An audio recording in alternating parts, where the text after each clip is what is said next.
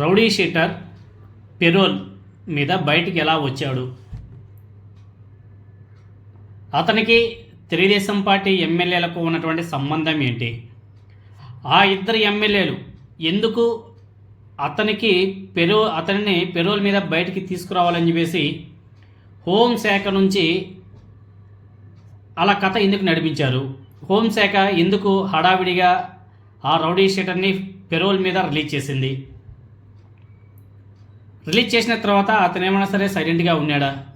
అతను మళ్ళీ దందాలు, దౌర్జన్యాలు, మళ్ళీ హాస్పిటల్లో రొమాన్స్, ఇవన్నీ కూడా కూటమి ప్రభుత్వం యొక్క వైఫల్యం అని చెప్పేసి గత 2 రోజుల నుంచి సోషల్ మీడియా వేదికగా, అదేవిధంగా మెయిన్ స్ట్రీమ్ మీడియాలో కూడా చాలామంది ఏకీపారేస్తున్నారు. దీని మీద హడావిడిగా ఈరోజు హోంమంత్రి అనితా మేడం గారు ప్రెస్ మీట్ పెట్టింది. రౌడీ షీటర్ పెరోల్ వ్యవహారంలో ఆమె తడబడ్డారు. రోల్ ఎవరిచ్చారు ఏంటన్నది మేమందరం ఆ ఎంక్వైరీ మేము చేసుకుంటున్నాము, ఆ రిపోర్ట్స్ మేము తెప్పించుకుంటాం. కానీ ఆ ఇమీడియట్గా జరిగిన పొరపాటు ఏదైతే ఉందో, పొరపాట లేకపోతే వాట్ ఎవర్ ఇట్ మేబీ ఏం జరిగినా అది కొంచెం ఇబ్బందికరమైన పరిస్థితిలో ఉన్నది అనే సంగతి తెలిసిన వెంటనే విత్ ఇన్ 1 వీక్ మేము పెరోల్ క్యాన్సిల్ చేసాము. తిరిగి ఆ ముద్దాయిని తిరిగి జైలుకి పంపించడం జరిగింది.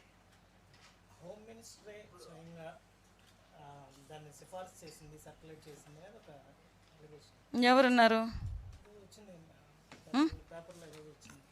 నేనేమంటానంటే ఇప్పుడు దయచేసి అందరూ కూడా నాకు సోదరులు లాంటి వాళ్ళే.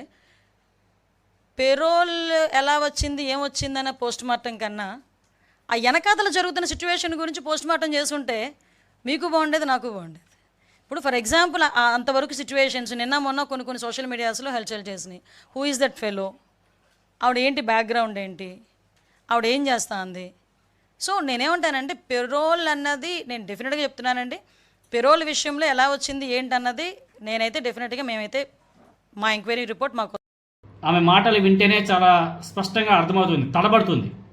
విలేకరులు అడిగే ప్రశ్నలకు సరిగ్గా సమాధానం కూడా చెప్పడం లేదు. అది అవసరం లేదు, మేము చూసుకుంటాం. ఆమె సమాధానాలన్నీ కూడా ఒక రకంగా ఉన్నాయి. మీడియా అడిగిన ప్రశ్నలకు సమాధానం చెప్పకుండా చేసి కూడా మాట్లాడడం జరిగింది హోంమంత్రి అనిత గారు. విచారణ జరుగుతుందని చెప్పేసి మ్యాటర్ని దాటివేసింది.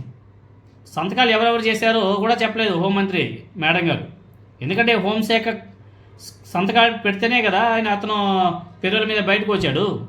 ఎవరు పెట్టారు, ఎందుకు పెట్టారు, ఎలా పెట్టారు, ఎవరి వల్ల పెట్టారు అనేసి విలేకరుల ప్రశ్నలు వరుసగా గుప్పించేలోపు సంతకాలు ఎవరెవరు చేశారో మాకు తెలియదు, వాటి మీద విచారణ జరుగుతుంది అని చెప్పేసి దాటవేసే ప్రయత్నం కూడా చేసింది. సిఫార్సు చేసినటువంటి 2 ఎమ్మెల్యేల పేర్లు అడిగితే నీళ్లు నమిలారు మేడం గారు, అనిత గారు. పెరోల్ ఎలా వచ్చిందో అనవసరం అని చెప్పేసి వింత బాధన చెప్పింది. రౌడీ షీటర్ శ్రీకాంత్, అదేవిధంగా అరుణ మీద విచారణ జరుపుతామని చెప్పేసి హోంమంత్రి గారు ఒక చిన్న ప్రకటన చేసింది.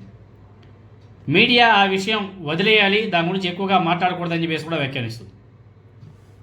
ఇప్పటికే 2 సార్లు శ్రీకాంత్కి ఈ కూటమి ప్రభుత్వం పెరోల్ ఇచ్చింది. తెలుగుదేశం పార్టీ నేతల అండతోనే రౌడీ షీటర్ శ్రీకాంత్ బయటకు వచ్చాడు. పెరోల్లో వీళ్ళ పాత్ర ఏమిటి, హోంమంత్రి గారి పాత్ర ఏమిటి అని చెప్పేసి మీడియా ప్రశ్నిస్తే తన పాత్ర ఉందో లేదో చెప్పకుండా పెరోల్ వెనుక ఉన్న వారిపై పోస్ట్ మార్టం చేయండి అని చెప్పేసి మాట దాటివేసింది. కాగా హత్య కేసులో నేరం రుజువై నెల్లూరు జిల్లా కేంద్ర కారాగారంలో జీవిత ఖైదు అనుభవిస్తున్న శ్రీకాంత్ పెరోల్ వెనుక హోంశాఖ హస్తం ఉన్నట్లు చాలా స్పష్టంగా అర్థమవుతుంది. ఎందుకంటే వాళ్ళు సైన్ చేస్తేనే కదా, సంతకం పెడితేనే కదా అతను పెరోల్ మీద బయట వచ్చాడు. పెరోల్ మీద విడుదలైనటువంటి శ్రీకాంత్ జల్సాలు చేస్తూ చాలామందికి ఫోన్ చేసి బెదిరింపులు కూడా దిగడం జరిగింది. వీటన్నిటిని కూడా చాలామంది కంప్లైంట్ చేసేలోపు కూటమి ప్రభుత్వం కొంచెం అలర్ట్ అయింది. ఆగమేఘాల మీద పెరోల్ రద్దు చేస్తూ ఉత్తర్వులు జారీ చేసింది. కూటమి ప్రభుత్వం, అదేవిధంగా కూటమి ఎమ్మెల్యేలు అందరూ కూడా కలిసి చేసినంతా కూడా చేసి ఎల్లో మీడియా, అదేవిధంగా ఈ వ్యవహారంలో అంతా కూడా వైఎస్ఆర్ కాంగ్రెస్ పార్టీకి అంటగట్టే ప్రయత్నం కూడా చేస్తుంది. ఇవన్నీ చూస్తే చాలా కామెడీగా ఉంటాయి.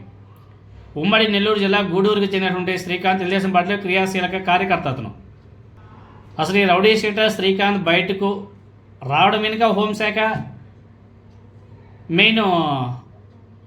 మెయిన్గా వాళ్ళే వెనకుండి నడిపించారు. మరి వాళ్లకు ఎవరో